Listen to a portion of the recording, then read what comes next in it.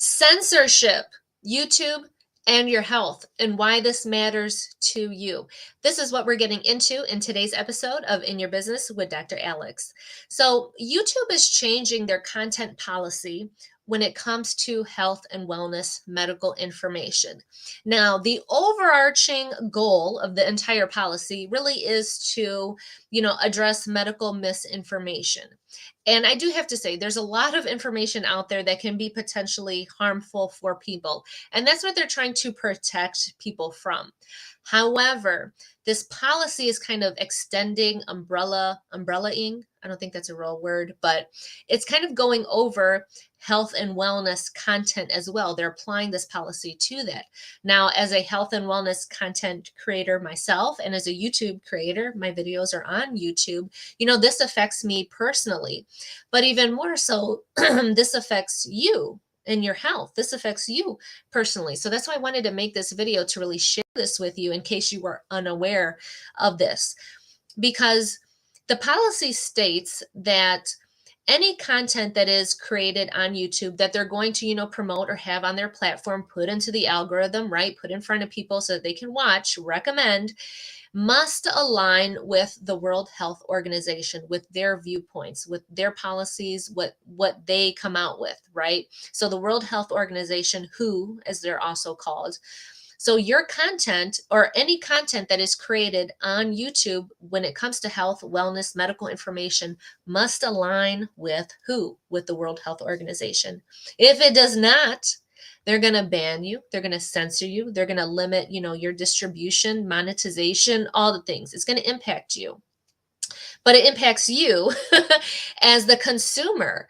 And if you're searching for information about your health, and, a lot of the things that I talk about intermittent fasting. I talk about, getting people off of medications, looking at the root cause, functional medicine, metabolic health, women's hormones, using food as medicine, looking for more natural remedies. This doesn't always align with WHO, with the World Health Organization, right? It doesn't always align with mainstream medicine, with traditional healthcare, with the traditional medical model. That's not how I do things. And I know personally that going against the medical model is what saved my life.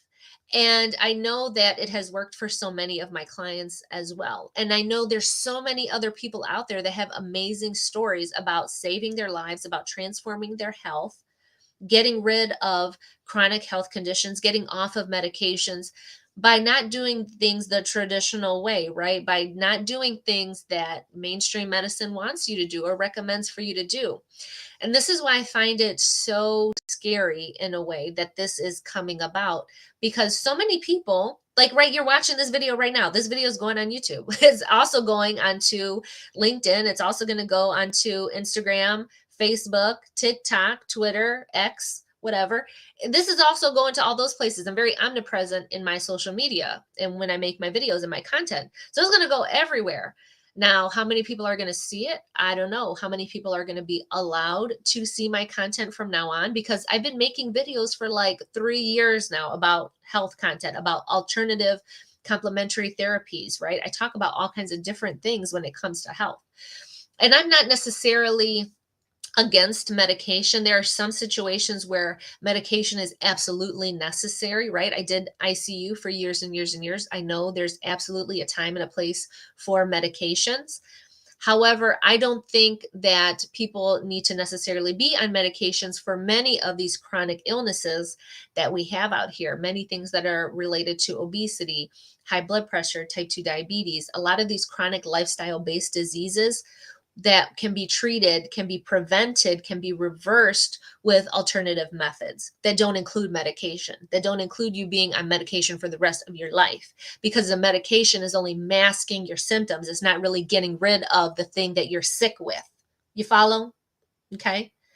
So that's why I find this kind of scary because many people look to YouTube, many people look to Instagram, to TikTok, right? Like that's the first place you go when you got something wrong, right? If you feel me, leave a comment below. If you got something going on, you're going to search it, right? But they're really going to limit the information that's available to you when you search because it must align with the World Health Organization or they're not going to show it to you. They're not going to recommend it. It's not going to be as easily accessible to you. And so that's pretty scary. When I know that, so many people are wanting to take a more natural, holistic approach to their life, to their health, and that it actually works, and that a lot of these medications, and that's why it's scary because, the World Health Organization, there's lots of other big players in the game, big pharma. Has anybody watched the documentary Painkillers? It's on Netflix. Is it Netflix? I think it's Netflix. Painkillers, just search it. You'll find it. Absolutely amazing show. It's just a couple episodes to watch. Totally watch it. It is a really great example of what happens to people.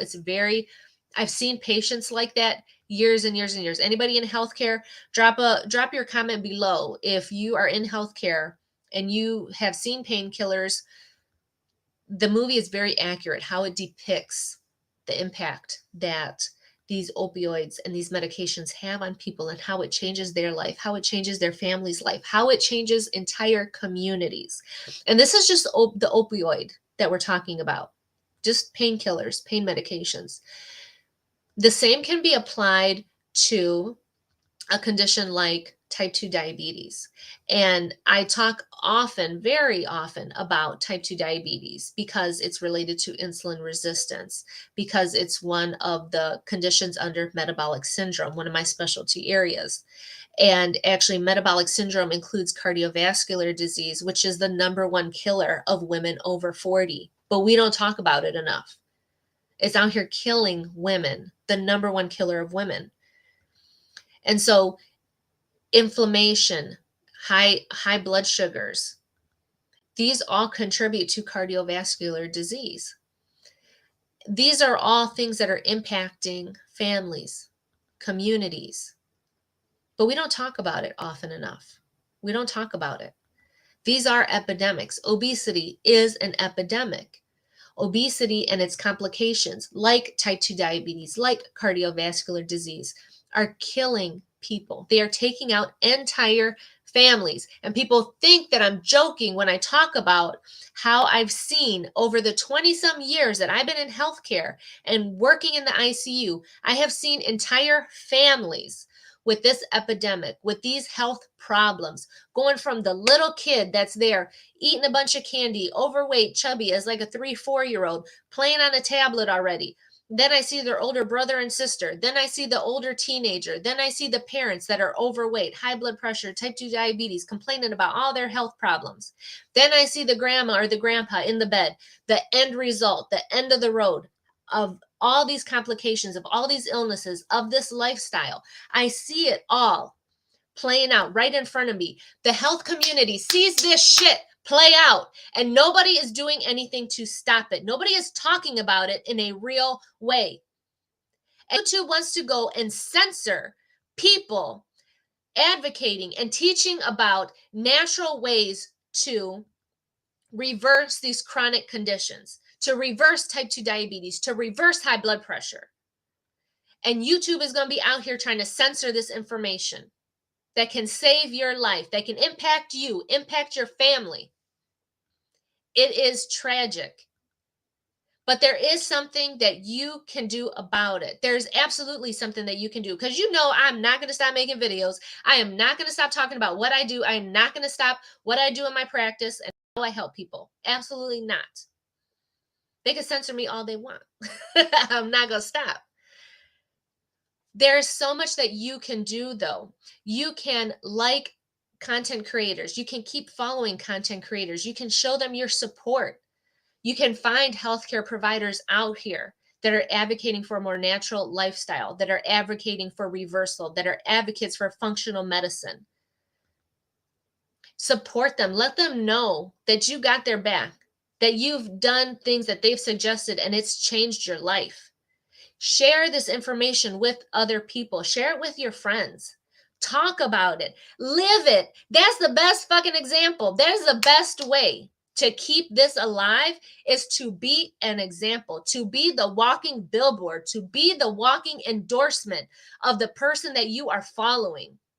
That is the best way. So when somebody looks at you and they're like, "Oh, look at you. You're looking great. Yeah, I'm off of my blood pressure medicine. I'm not type 2 diabetic anymore. Oh, well, what'd you do? Oh, I followed so and so, and this is what they told me to do, and this is what I did. And it wasn't what my doctor wanted me to do. They wanted to put me on a bunch of pills, but this is what I did instead. And now look at me." That is the best endorsement that you could give somebody. That is the best way to spread this message, to keep this content alive, is to be the walking billboard of it. And there's so many creators out here, so many healthcare professionals out here making amazing content, amazing, that if people follow it, they can really change their lives. They can transform their bodies, their